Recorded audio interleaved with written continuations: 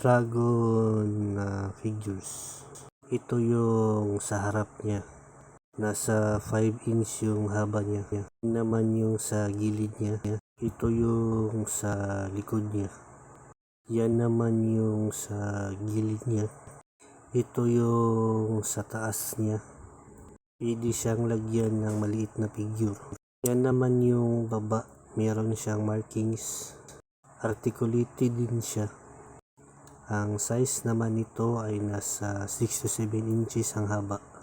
Yan yung sa gilid niya. Mahaba ang kanyang buntot. Yan naman yung sa gilid niya. Yan naman yung harap niya. Ito yung sa taas niya. Pwede din lagyan ng maliit na figure.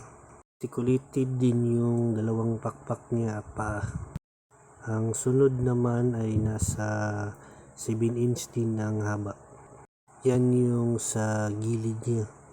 Articulated din yung dalawang pakpak niya. Mahaba din ang kanyang buntot. Meron siyang markings. Yan naman yung gilid niya. Ito yung sa baba niya. May pinipindot para gumalaw yung dalawang pakpak niya. Ang sa gitna na pwede din lagyan ng figure na maliit. Articulated din yung sa may ulo at paa niya. Ito naman ay nasa 8 inch ang haba. Yan yung sa gilid niya sa may pakpak. Mahaba din yung dalawang pakpak niya. Yan naman yung sa may buntot niya. Mahaba din ang buntot niya. Yan yung sa baba niya. Articulated din yung dalawang pakpak niya pati yung paa. Lahat sila ay rubber ang materials. Ayos siyang pang collection or pang display.